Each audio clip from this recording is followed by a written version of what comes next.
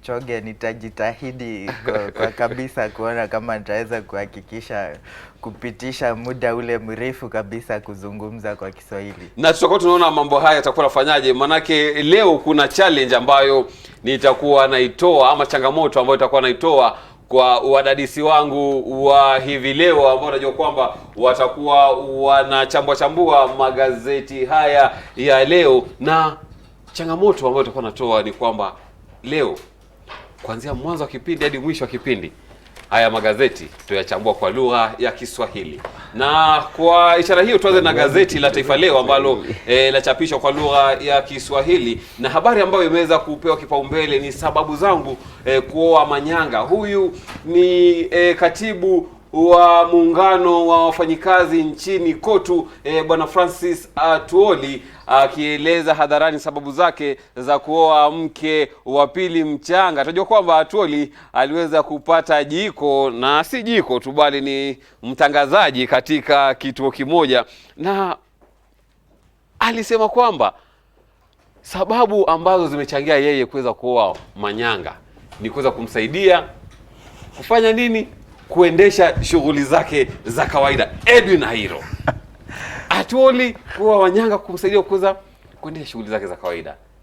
Wadhani ni habari ambazo zafaa kuangaziwa hasa katika ukurasa wa kwanza wa gazeti, ama mambo yapo mengi? Nafikiria unajua Atwoli ni kama baba yangu, na siwezi taka kuzungumzia masuala ya baba ya kindoa, masuala ya chumbani. Kwa sababu sisi kama Waluya tunaheshimu masuala kama hayo. But as an analyst, ile naweza sema ni kwamba hilo ni chaguo lake. Yule mtu ambaye huwezi oa tu ni yule ako chini ya miaka 18 kulingana na sheria za Kenya. But once amepita 18 ako na kitambulisho, basi mkiongea muelewane. Bas, kalas.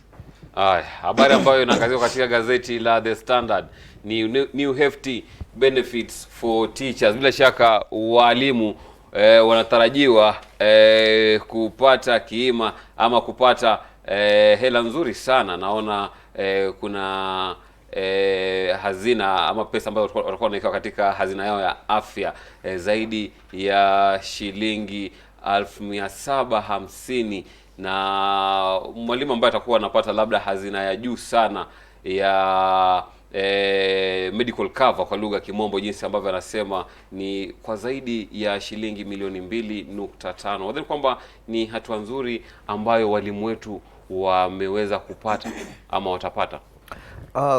Kwa kusema ukweli, Obura, ni hatua mzuri na inaelekeza serikali katika njia ile ya kujaribu kuchunga wananchi wake na wale wafanyikazi wa serikali. Ni kwamba wale wabunge wetu wako na hizi hazina za afya za kuweza pia kwenda nchi za ng'ambo kupata ya matibabu.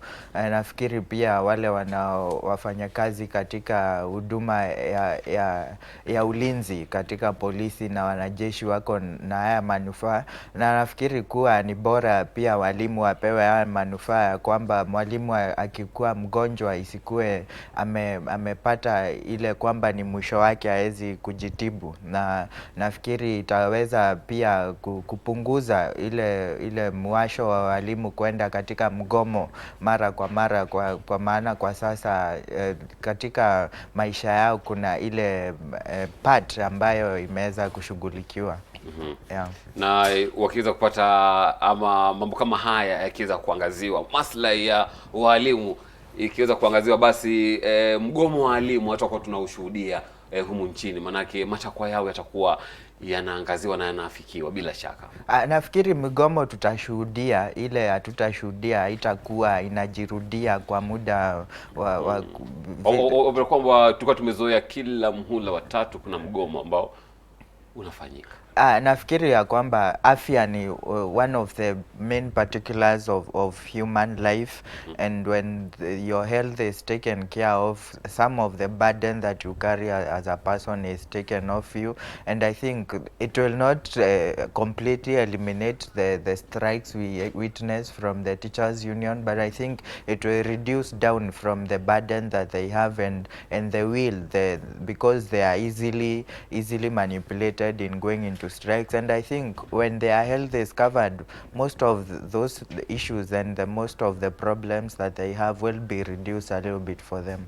Bila shaka mtazamaji, kwa kwamba waweza changia kipindi hichi ama udurusu huu wa magazeti kwa kutuma arafa yako katika nambari yetu ambayo ipo chini ya runinga yako, ama kupitia mitandao yetu maridadi sana ya kijamii: Facebook Horizontv Kenya, Instagram Horizontv Kenya, Twitter wakina Sumeya wanasema Twitter ni Horizontv Kenya. Na katika gazeti la Daily Nation, habari ambayo imeweza kuangaziwa ni wanariadha hawa wa Kenya ambao wamekuwa wakiandikisha historia katika rubaa za kimataifa. Namwona Bridget Kosgei ambaye aliweza kuvunja rekodi ya mbio za masafa marefu, hapa nazungumzia kilomita 42, rekodi ambayo iliweza kuwekwa mwaka 2003, na rekodi ambayo ilivunja ilikuwa ya masaa 2 na dakika 15, na hapa naona aliweza kuandikisha masaa 2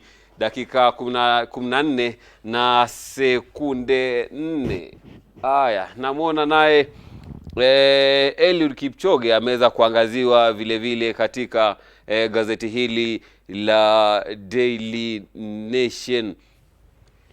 Nikija kwako Edwin Nairo, tunakuwa katika gazeti la Daily Nation, jinsi ambavyo unaona kwenye runinga yako, mwelekezo wangu atakuwa anatupa top of the world ni wanariadha wetu kutoka humu nchini.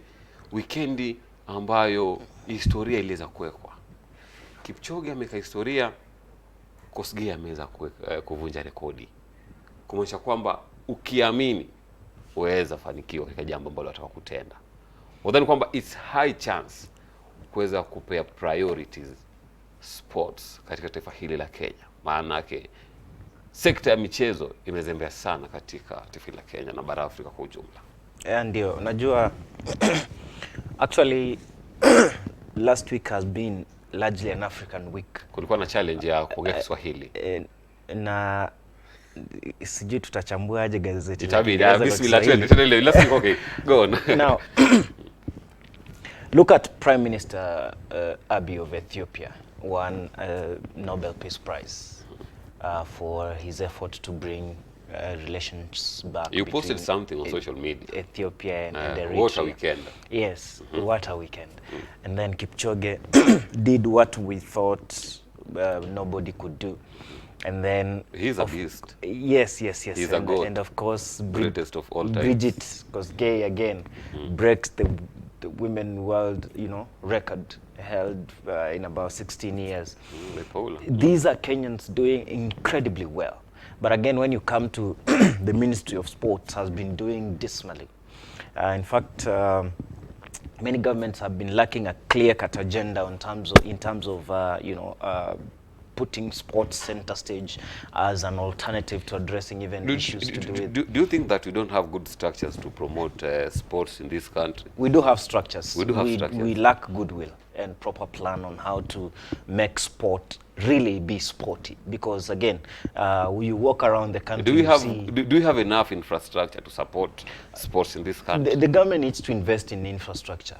We do not have. As we speak now, we only have one international stadium in Kenya. You see, the government needs to invest in infrastructure, invest in sports, so that we have these sporting academies, so that somebody, these sports could be a real solution to even addressing issues like unemployment, because somebody would venture into sports as a career, you understand, rather than finishing school and sitting around and walking from one office to the other looking for these limited jobs. So because when you go to advanced countries, you find very young kids enrolling in sporting academies. Somebody going into athletics, football, whatever, so many sporting activities, and it becomes a routine. It becomes, a culture embedded in them. So when you see like football in European countries and America and the other countries, they do so well because they have invested in them. They have really invested. In fact, you can't bet when an African team will win the World Cup. That one you can't bet. Why? Because those... We have good players in Africa, have good teams. The likes of Algeria, Senegal, Egypt. But look at the Kenya. effort we are giving sports. Look at how we invest in sport. Look at what those guys are doing. We're not doing enough. We are not doing enough. We have the resources, but Do we have the resources? We do have the resources, but you sure we are about that? misdirecting resources. We are misdirecting. If we invested heavily in sports, it could be, you know, a step. Can you just tell me some of the resources that we have? You know, To promote we sports have in this country? we have capital, we have you know, human capital, we have, you know, money, we have. What we need is a clear roadmap.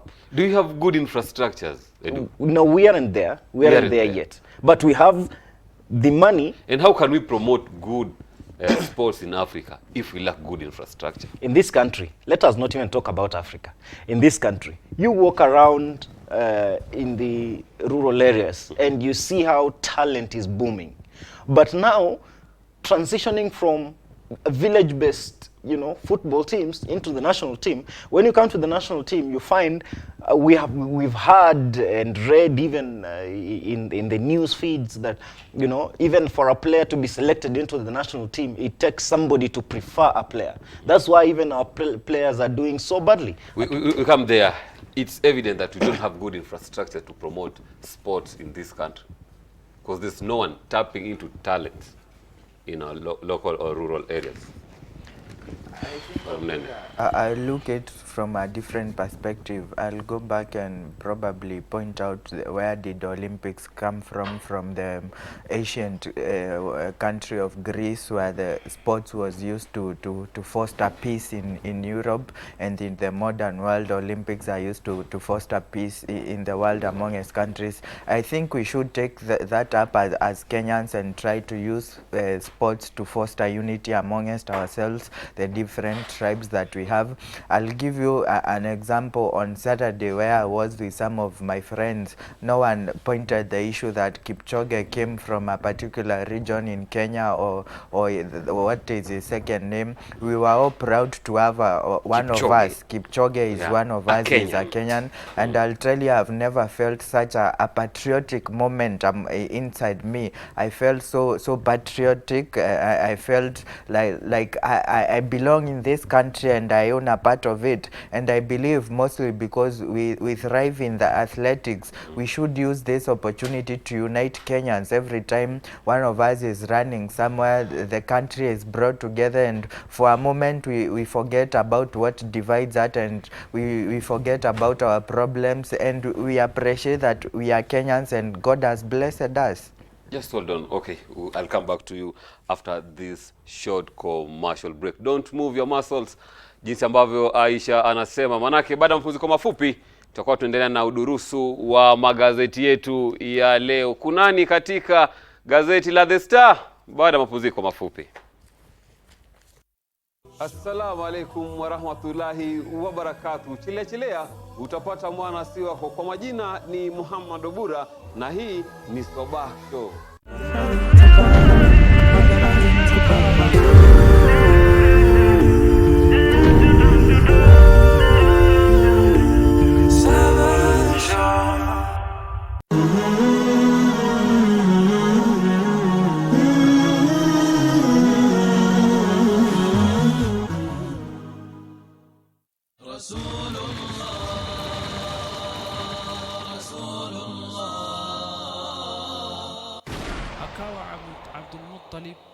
Ampenda sana Mtume sallam hata kushinda watoto wake.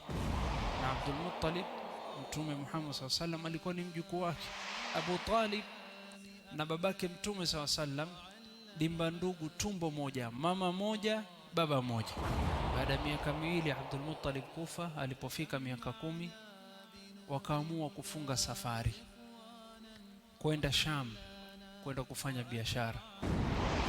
Faqala rahib, huyu mtoto akifika akionekana dola ya Rum watamuua. Akaamua kurudi kuweza kuishi katika mji wa Makka kwa mara nyingine.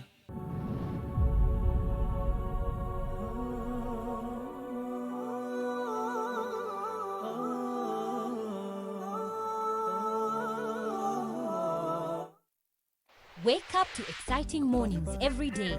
Active Jumatatu with Muhammad Obura. Tech Tuesday with Yusuf Farah.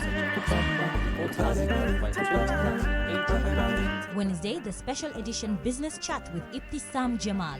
All about your health on Healthy Thursdays with Mariam Mwacharo. Aisha Khan with thorny pertinent issues every Friday on the Round Table. Fresh discussions, direct probe in Sabah Show, only on Horizon TV. Are you finding difficulty to find us on Azam Decoders? Rescan your Azam Decoders and find us on channel 008. Horizon TV, the beacon for the nation.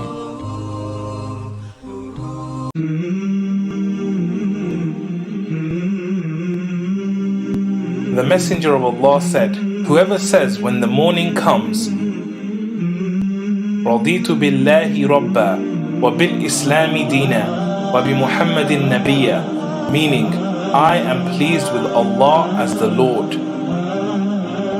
and with Islam as a religion, and with Muhammad sallallahu alayhi wasallam as a prophet. Then I am the guarantor that I will take him by his hand until I put him into Jannah.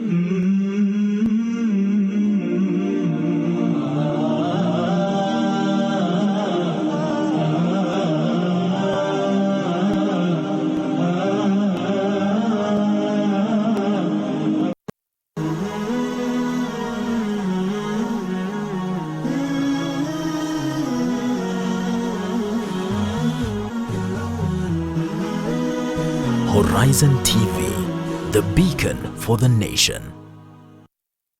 Assalamu alaikum wa rahmatullahi wa barakatuh. Chilea utapata mwana si wako. Kwa majina ni Muhammad Obura na hii ni Sabah Show.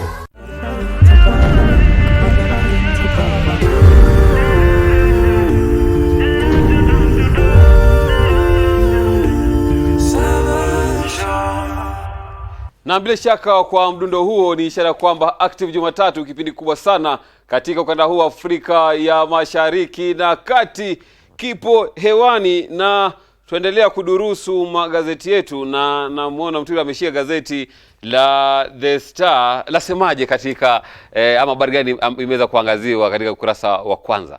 The headline goes, revealed frantic bid to dump wife's body, and Koril's wife Mary was allegedly murdered on 26th January by his ex-girlfriend Judy Muigai.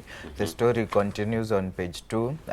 On that day, Koril sent a text message to his wife, have fun and don't come back home. And it's unfortunate that it eventually ended as a love triangle, and it shows the girlfriend of Mr. Koril eventually murdered the wife. And it goes to point out the issues that we have among us, the middle class in this country. And it also, the paper reads it because of the infidelity that was happening between the two, Mary and Joseph Koril. And I think these are the issues that are brought about when people get into marriage in the current day. Are we really getting into for love? Are we getting into for money? What's driving these people who have money and they are successful in love to eventually end up killing themselves? For how long are we going to see this? I think we are going to see that until a point that Kenyans or eventually people realize that getting into marriage or falling in love, it's not about the issue of money, it's not about the issue of wealth, it's about companionship, and it should be based on religion, where you're there to God gave Adam and Eve as an assistant to the person to give companionship to one another. It's not a competition in marriage. It's about that friendship, that love, that having someone that you feel is a bigger part of you. Edu, gazeti la PD lasemaje kwa ukurasa wa kwanza, habari ambayo inaangaziwa? Yeah, it talks about a new bill that targets state officers' hidden wealth, and it reads, an anti-graft war proposed law will ensure public scrutiny of declared riches in a move that gives legal backing to President's directive for lifestyle audit.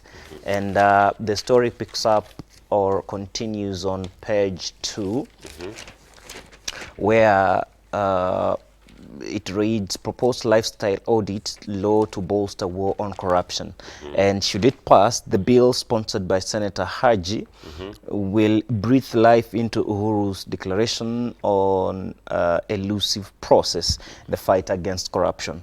And about the process, declared assets not limited to land, buildings, vehicles, investments, and financial obligations, or to the public officer, liabilities and legal entities that the officer or members of their family are the owners or beneficial owners. So, and a person commits an offense if during a lifestyle audit exercise, the person makes a false statement. But How again, will that affect the Kenyans? But again, you see, making laws is one thing, and complying with them fully or giving them the full effect they deserve is another thing. Because in this country, we've never fallen shortage of war. But again, we do not have an elaborate bill like this one in terms of wealth declaration. You know, now this one is going to ensure there is an elaborate piece of legislation that is purely dedicated on wealth declaration. And we hope that the anti-graft bodies, the ESCC, the DCI, and the DPP, those three officers will work hand in hand to ensure that those officers who steal from the government public resources are hunted down. But again, you know, we have even state officers who influence tenders because their proxies are sitting in the boards of companies that win those tenders. So we need to ensure that this process is very elaborate, so that also we look at the proxies. You know, they do not appear in person, but they have proxies. So this will be my proxy. He sits there not to vent his views, but to represent what I hold. What he negotiates. He's just a representative. Yes, he's my proxy. He's my shadow. You understand? So we need to be very careful, because when a civil servant indirectly participates or directly in the issuance of tenders or even negotiate these instruments, you know, it must be in such a way that there is no conflict of interest. Okay. Because if my company is bidding and I'm sitting in that board, first of all, that's conflict of interest. I will want my company to win that thing, and it's definitely. Sure. Na mtazamaji, katika gazeti la The Standard ukurasa wa pili, habari ambayo inaangaziwa ni habari ya TSC struggles to pay retired teachers as numbers rise. Na habari hii labda inakinzana na habari ambayo ipo katika ukurasa wa kwanza. Wanasema kwamba kuna manufaa ambayo walimu watakuwa wanapata in terms of medical cover, and TSC are struggling to pay retired teachers. What does this mean? Ashiria nini? This means, I think, we have mispriorities. Our government expenditure is put in place, I think, not just in TSC, but the entire treasury has complained about the rising bill in paying retired civil servants. It's when you give service to someone for 20, 30, 40 years and you get the benefits of retirement, it's up to that person to take care of you in your olden days. And I think when it comes to retirement benefits and the National Security Fund, Social Security Fund, every employee at the end of the month, there is a certain deduction that you pay to the institution, so that when you are not working anymore in your olden days, you can be able to take care of yourself when you go into retirement. So, and I think eventually it trickles down to the issue of we don't have a culture of savings amongst Kenyans. Probably even the government doesn't encourage savings amongst itself. And I think it's not the problem of these retirees, because for them, they have made a service to this country. They have given their service to the institution that they worked for. And I think eventually we should look beyond, because at the end of the day, they should be taken care of when they had the energy, they provided it when they were doing the service. Now that they are old and weak, probably we should look into that. Okay, probably we should look into that. Na mtazamaji, ni udurusu tu wa magazeti, na katika ukurasa wa 6 wa gazeti la The Standard, Al-Shabaab gang sparks fear of looming attack in Mandera. Ni mauaji ya maafisa wa GSU ambayo yaliweza kutokea kule Mandera, na kuweza ama maafisa hao wote 11 waliweza kupoteza maisha yao. Bila shaka ni majonzi makubwa sana katika taifa hili la Kenya. Na swali ambalo tunajiuliza ni je, mashambuliaji haya ama mashambulizi haya tutazidi kuyashuhudia katika ama tazidi kuyashuhudia hapa nchini katika taifa hili la Kenya kwa muda upi? Nini nafaa kufanyika? Je, ni wakati mwafaka wa kuweza kuwaleta wale wanajeshi wetu ambao wako Somalia nyumbani? Is it the time to bring them back home? Edu. In fact, there has never been a better time to bring back our soldiers, because the first question is what are they doing in Somalia? Number 2, is it sustainable to have our troops still in Somalia since 2011? Again, the question is whose security comes first? And here, yes, here the Kenyan people's security must come first, and it is not a crime even to withdraw troops or to recall them from Somalia, and it will only take a presidential order to have our troops back, because we need also to look at the sustainability of the entire thing. Why did the US pull out their troops from Somalia? We also need to ask ourselves that question. What are we doing in Somalia? What achievements are we making? Yes, we really appreciate the effort put in by KDF in Somalia. They're guarding our borders. They're protecting the nation. They are doing a tremendous job. But now we need to have them back. Let the people of Somalia govern themselves. Let them determine the next course of action in their own country. Let us have our troops KDF back. Should take care of our borders. Yes, and do what the Constitution mandates them to do. That is to guard our borders, because our borders are very porous, and they need to come back and ensure that our borders are well guarded, so that we do not have these criminal elements, seeping into this country and wreaking havoc to our people in this country. Bila shaka na jaribu kuangalia gazeti la The Standard, ukurasa wa 5, wanaambia kwamba Raila's hidden hand in Elachi return as a speaker. Bila shaka ni speaker wa county ya Nairobi, Beatrice Elachi. Mahakama inasema kwamba afaa rudi kazini. BBI will help Central, Munya tells resident. Na bila shaka wanasema kwamba BBI ishatamatika na the information will be delivered on Mashujaa Day. Mtwiri mnene? Yes. BBI Mashujaa Day itakuwaje? I think. Asante sana mtazamaji, tutazama kidogo na tukirudi tutakuwa tunaendelea na utafiti wa mambo mengi sana ambayo yameweza kuangaziwa katika magazeti yetu ya leo. Assalamu alaikum wa rahmatullahi wa barakatuh. Chilea utapata mwana si wako. Kwa majina ni Muhammad Obura na hii ni Sabah Show.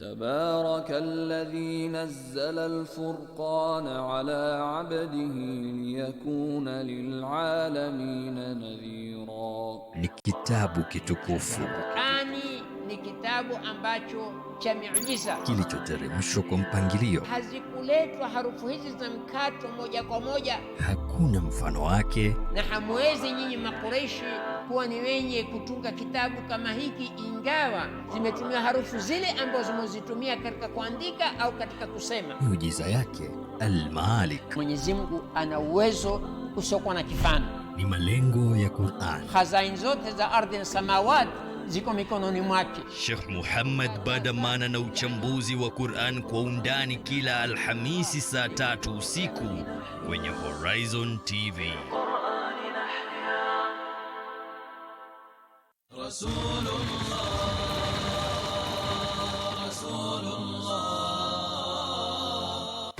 Akawa Abdul Muttalib ampenda sana Mtume sallam hata kushinda watoto wake. Na Abdul Muttalib, Mtume Muhammad sallam alikuwa ni mjukuu wake. Abu Talib na babake Mtume sallam limba ndugu, tumbo moja, mama moja, baba moja. Baada ya miaka miwili Abdul Muttalib kufa, alipofika miaka 10 wakaamua kufunga safari kwenda Sham, kwenda kufanya biashara. Faqala rahib, huyu mtoto akifika akionekana dola ya Rum watamuua. Akaamua kurudi kuweza kuishi katika mji wa Makka kwa mara nyingine.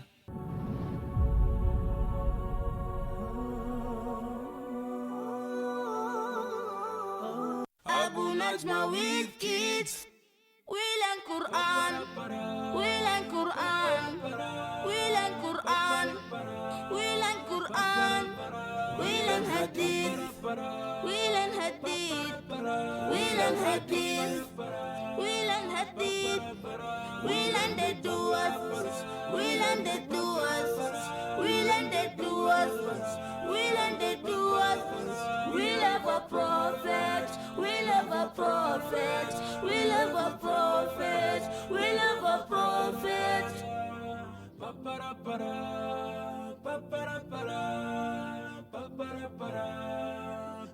Abu Najma with kids. Abu Najma with kids. We learn Quran. We learn Quran. We learn Quran. We learn Quran. We learn hadith.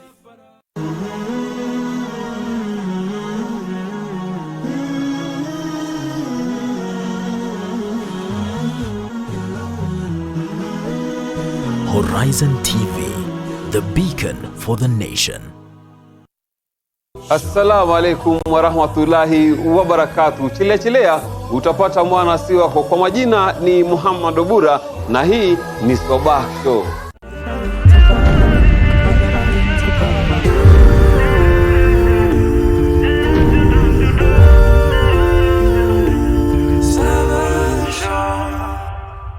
Asante sana Saida Abud kwa kuzidi kupamba kipindi hichi cha Active Jumatatu. Na katika ukurasa wa 5 kabla ya mapumziko tulikuwa tunalonga na ndugu yangu hapa Mnene, na ripoti ya BBI imeweza kutamatika na siku ya Mashujaa Day ambayo itakuwa ni siku ya Jumapili tarehe 20 itakuwa inawasilishwa rasmi au inatolewa rasmi.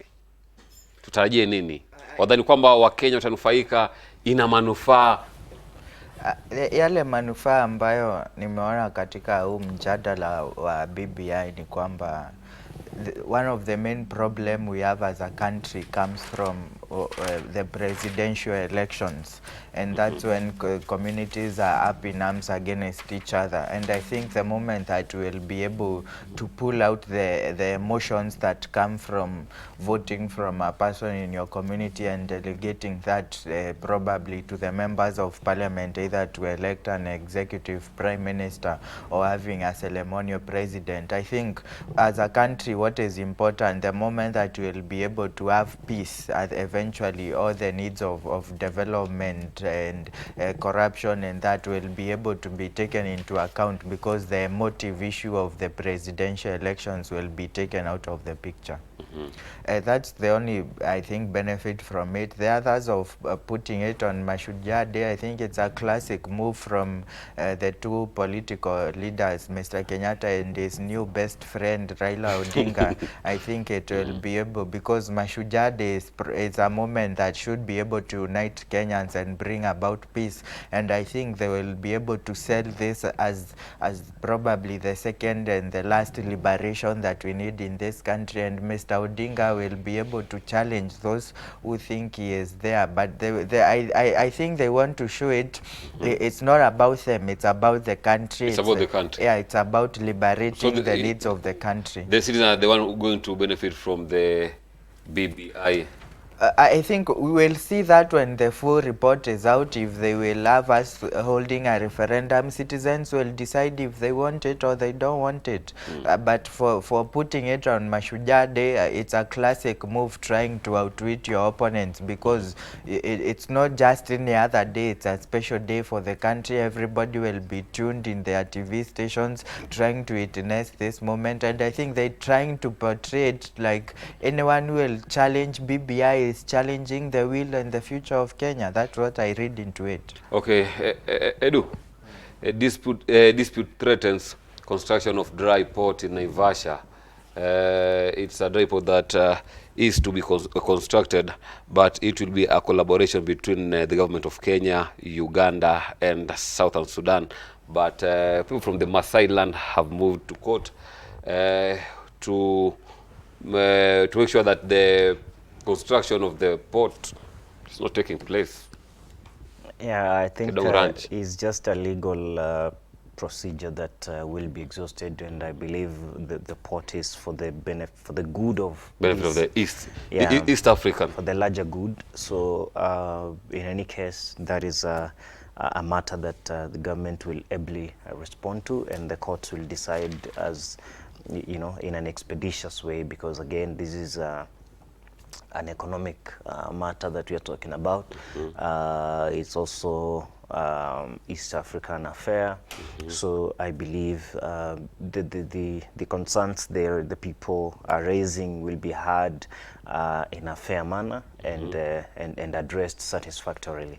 Because again, if it's about compensation, they need to be well compensated, so that again it doesn't look like the government is pushing it too hard without having a generous hand on the people. Yeah. Is it a right move from the people of Maasai land to move to court? Because it's for the benefit of the whole nation and East Africa at large. I think eventually the issue will be sorted out, the issue of land. But the people of Maasai, if we go back historically, they will eventually claim the half of Kenya, because that's where they used to grace their land. But for me, I have an issue with building a dry port in Naivasha. You have an issue? Yeah, it's not for the greater good of the East African Venture Federation or the East African community. We had a very good plan that Mr. Kibaki had put from building the Lamu port, the LAPSET one. I think we should have built a dry port in Isiolo, or the upper side of the country. There were dreams and aspirations of moving even the capital city somewhere in Isiolo, where it's centrally located in the country, and I think those infrastructure should be moved to the upper side of the country to open it up. I think the issue of Naivasha, it's because some people in government, I believe, they hold large tracts of land there, and it's for their own benefit, not for the benefit of Kenyans. Okay. On page 4 of the People's Daily, how teams rivalry slowed down Likoni recovery operation. Kenya Navy accused by private divers of sidelining them in effort to retrieve car in which Mariam Kigenda and her daughter Amanda drowned on September 29th. Edu, do you have solution for this? Because it's not the first incident. You remember 1994, the Mtongwe incident. It was a major incident. What is the solution at the Likoni ferry? Well, Kenya ferry services should really right now be focusing on how to step up their effort for emergency, response, because absolutely they looked flat-footed. They looked to have no idea. They looked like they have never prepared or anticipated something of the sort. But it's not the first incident occurring at the Likoni ferry. That's one would argue is an aspect of negligence. And again, also we need to be sure about the the command structure. Like if these emergency occurs, is it the Kenya Navy or the Kenya ferry services that has the primary mandate? Who is mandated? Yes, who has the primary mandate, so that if one is overwhelmed, then they have to involve in the other, so that it doesn't look vague, so that we look at Kenya Navy and then Kenya ferry services, because you know, when there is bilateral command, it becomes a bit difficult to heed, to to even coordinate effort, because you know, the military, when they come, they like to take over fully, so that they are in control of everything. So we need to have that elaborate structure of command in terms of response, so that if another incident happens, is it the Kenya Navy that will come in first, and how far are they from the incident? Yes, from even the port itself, so that it doesn't take too long. Because if we were offer the services, yes, because if we were very swift. Do you think that they need to have their tent there, the Likoni ferry channel? That's why we have the Kenya Navy. Anything. That's why we have the Kenya Navy. They should be there patrolling and just ready for anything. Yeah. Each and every time. Yes, they should be ready for anything. Because even before that car went very deep into the water, if we had sophisticated response mechanisms, we would have salvaged the situation as soon as possible. Even within 24 hours, we would have addressed that issue. Kenya ferry boss Bakari Goa is said to record a statement with the DCI. And do you think that we can borrow something from our neighbors, Tanzania, who built a road, or a bridge, rather a bridge, from Posta, which is Dar es Salaam town, to Kigamboni, from island to mainland? I think the issue of building a bridge across the Likoni channel came up after the 94 Motongo tragedy, and it's unfortunate that the people in leadership didn't deem it very, very appropriate to putting it as a matter of national importance. I think even before building the SGR or the dry ports in Naivasha, we should have put this as an issue of national importance. The Likoni passage is the gateway to South Coast and a gateway from the mainland to the island, and I think it's one of, or it should be currently as a tourist attraction to the locals, to the international tourists who are coming into place. And I think currently, as we are, the people of Coast, especially the member of parliament of Likoni, should put the government into task and into ensuring that these infrastructure development are put in place for the benefit of the people of the Coast region and for the eventual benefit of the all Kenyans. Okay. Kwa shukrani sana Dunairo kwa kutenga muda wako kuja kuchambua magazeti yetu, na tutafanya hivi tena juma lijalo, majaliwa Mwenyezi Mungu akitujalia afya na kujalia uzima. Shukrani sana Mnene kwa kuweza kufanikisha kipindi hichi kila siku ya Jumatatu. Na hivi leo kuna kijana mmoja ambaye nitakuwa namvisha koja Mnene kwa kuweza kutumia lugha adhimu ya Kiswahili tulipokuwa tunaanza kipindi hichi cha uchambuzi wa magazeti. Shukrani sana. Nashukuru sana. Shukrani sana. Nimejitahidi ile nimeweza. Bila shaka ni changamoto ambayo umeweza kuiweka hapa na umeweza kumpiku huyo kijana Dunairo. Na kwa kaulio tuazama kidogo, na tukirudi takuwa tunaenda moja kwa moja katika sehemu yetu ya pili, na hivi leo tutakuwa tunazungumzia matayarisho ya mtihani, ama matayarisho ya mtihani wa madrasa, mtihani wa dini ya Kiislamu. Ni mwaka wa 3 mtihani huno ukiweza kufanyika, mtihani wa kitaifa. Matayarisho yako vipi? Je, watu wamejiandaa vipi? Bila shaka tuko hapa kuweza kukujuza. Tufuatilie kwa karibu sana katika mitandao yetu ya kijamii, YouTube, Facebook, tuko live. Na Zahra Maimuna, shukrani sana kwa kuzidi ama kwa kuendelea kutegea kipindi cha Active Jumatatu. Acha nizame, na nikirudi tarudi na bonge la panel. Assalamu alaikum wa rahmatullahi wa barakatuh. Chilea utapata mwana si wako. Kwa majina ni Muhammad Obura na hii ni Sabah Show.